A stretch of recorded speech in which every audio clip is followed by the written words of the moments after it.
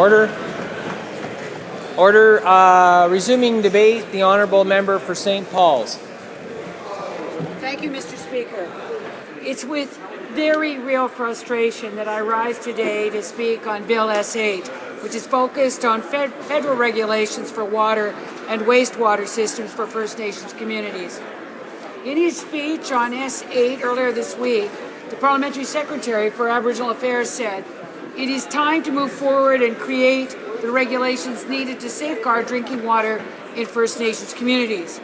Mr. Speaker, that is not what the government committed to when in 2011 they supported the Liberal Party motion, quote, to address on an urgent basis the needs of those First Nations communities whose members have no access to clean running water in their homes, end quote.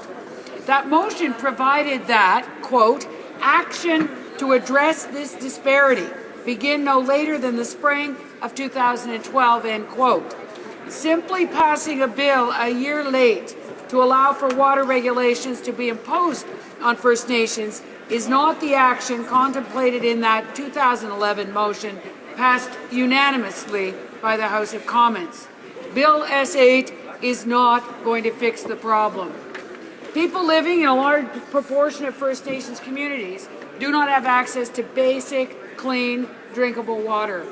Lack of access to clean drinking water presents a serious health threat to First Nations communities, creating a higher likelihood of disease and infection transmission and poorer overall health outcomes, as we saw with the H1N1 epidemic, particularly in the reserves in northern Manitoba.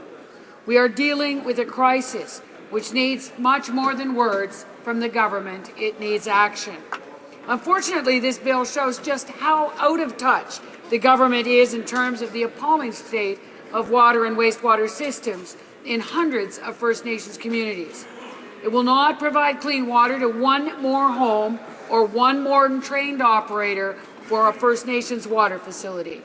The only thing this bill does is distract from the government's inexcusable inaction on confronting the appalling capacity gaps in these communities in terms of water infrastructure and maintenance. The position of the Liberal Party has been crystal clear on this bill since the beginning. In fact, I wrote to the then Minister of Aboriginal Affairs in September 2011. In that letter, I explained that the Liberal position had two fundamental points. First, Liberals would not support any legislation on safe drinking water that is introduced without an implementation plan for additional resourcing that fully addresses the deficiencies identified in the National Assessment on First Nations Water and Wastewater Systems. Second, the government must collaborate with First Nations and obtain their free, prior and informed consent on the range of regulatory options regarding safe drinking water as identified by the expert panel on safe drinking water for First Nations before the reintroduction of legislation. The government has failed to address either of these critical points. Every report regarding the tragic on-reserve water situation states that the massive infrastructure and capacity gaps must be addressed before a legislative option is adopted. The Assembly of First Nations commented, quote, Bill S-8 will not guarantee the First Nations have access to safe drinking water. Bill S-8 creates a new regulations and standards, but does not provide First Nations with any resources to meet those new standards. Safe drinking water requires more than writing new regulations. Safe drinking water requires infrastructure and facilities, skills, training, and resources. The Assembly of Manitoba Chiefs wrote to the community stating, AMC has stated several times, the fundamental problem is a financial resource one. The Canadian Bar Association stated, quote, from a policy perspective, what is still needed is a firm government commitment to provide resources to address water quality issues on reserves, not necessarily new legislation, end quote. In fact, witness after witness came before the committee in opposition to this bill and, among other problems, specifically identified the government's decision to move forward without addressing the capacity gap as the primary issue impacting the provision of safe water to First Nations communities. Grand Chief Roland Twin of Treaty 8 First Nation of Alberta reflected what the committee heard in general from First Nations when he said, quote, "The Assembly of Treaty Chiefs of Treaties 6, 7, and 8 in Alberta has, from the very beginning, made significant efforts to work with the Harper government to fix the deplorable state of First Nations drinking water systems. Our efforts have been rewarded by the government with political spin, broken promises, and a meaningless piece of legislation that will do nothing to ensure safe drinking water for First Nations people," end quote. The government's own expert panel found, quote, "Regulation alone will not be effective in ensuring safe drinking water. Regulation without the investment needed to build capacity may even put drinking water safety at risk by diverting badly needed resources into regulatory frameworks and compliance costs." Page 25, line 6. That is the key point, Mr. Speaker. Their own expert panel said that far from fixing the problem, this approach may even make matters worse.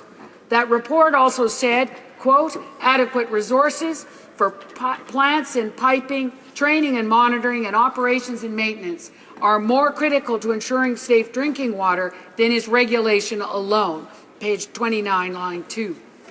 The 2007 Senate report titled "Safe Drinking Water for First Nations," chaired by the Honourable Jerry Saint-Germain, a Conservative senator, states in the conclusion, quote, "Sustained investment in the capacity of First Nations community water systems and of those running the systems is absolutely essential to ensure First Nations people on reserve enjoy safe drinking water.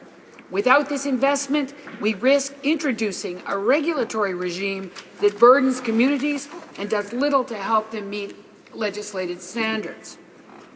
Given the recommendations of the expert panel and First Nations about the need to deal with capacity and resourcing issues before, or at least in concert with, legislation, it is shocking the government decided to introduce this bill in the Senate, where it is subject to increased restrictions on incorporating resources.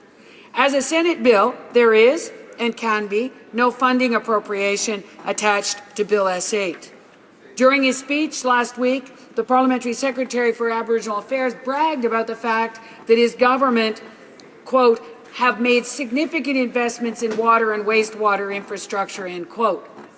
Despite actually taking credit for money yet to be spent, the Parliamentary Secretary neglected to note that his government's own 2011 National Assessment of First Nations water and wastewater systems identified a funding shortfall of $1.2 billion immediately and indicated it would require $4.7 billion of new money spent over the next 10 years to deal with the First Nations water and wastewater capacity gap.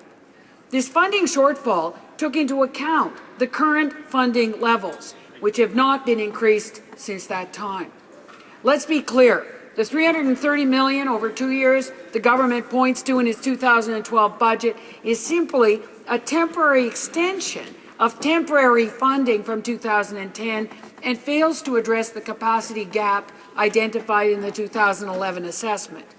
In fact, not only is the government content to impose standards and regulations on First Nations without providing the required investment in physical assets or capacity building to deal with the problem, they are actually cutting the money allocated to First Nations health and safety related infrastructure projects like water facilities.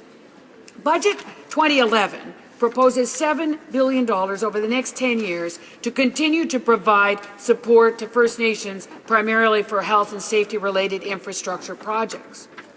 Given over the past 6 years, this program received an average of $1.2 billion annually. This new funding commitment actually represents a cut of approximately $345 million per year from the 2012 funding levels and $500 million from the 6-year average.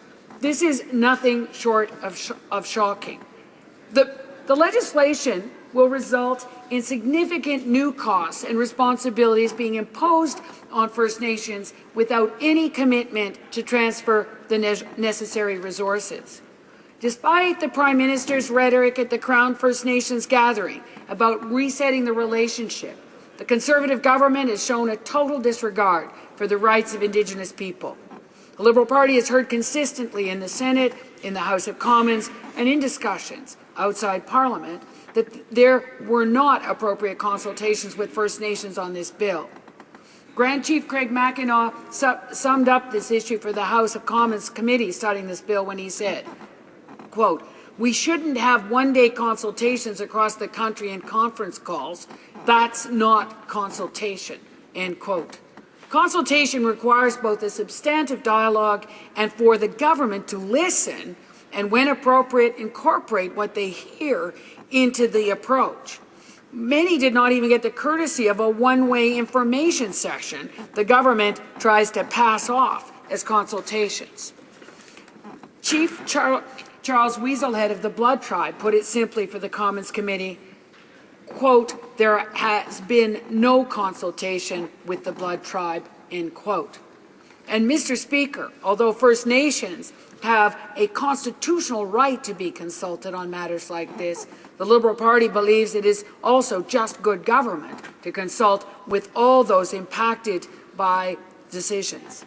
At committee, Metro Vancouver pointed out, quote, "A lack of acknowledgement of local government interests and the absence of meaningful consultation process, including opportunities for local government involvement and input, pose serious challenges for local communities in that public interests with respect to Bill S-8 are not being fully considered," end quote. Proper consultation leads to better policy and solutions that actually make sense. That has not happened regarding Bill S-8. The bill explicitly subjects existing Aboriginal and treaty rights to a clause which suggests that such rights can be overwritten. What is disguised as a non-derogation clause states, quote, "to the extent necessary to ensure the safety of drinking water on First Nations lands," end quote. When the Canadian Bar Association presented to the Standing Committee on Aboriginal Affairs and Northern Development, they noted, quote, "We believe that the qualification, quote, to the extent necessary to ensure the safety of drinking water on First Nations lands is in itself an explicit abrogation or derogation of existing Aboriginal or treaty rights pursuant to Section 35 of the Constitution." Mr. Christopher Devlin of the CBA also made it clear to the committee, quote, "Our simple point to the committee is that we don't believe this is necessary and we don't believe it is required for the bill to be effective as it's drafted," end quote. Despite evidence from legal and Aboriginal experts about the serious problems with this clause, the government stubbornly refused all opposition amendments to fix it. This prompted National Chief Sean Atleo of the AFN to write to the minister after the bill was reported back to the House, urging him correct this flawed clause before the bill is passed into the House of Commons. He made it clear in that letter, quote, "First Nations will not accept the diminishment of Aboriginal and treaty rights in Bill S-8, end quote. Mr. Speaker, it is time for this government to listen.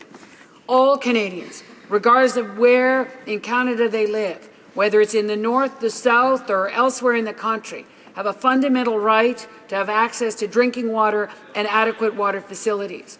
The Liberal Party will not be supporting this legislation because the government has decided to move forward in a way that not only ignores the fundamental issues at stake, but may actually make things worse. Thank you, Mr. Speaker.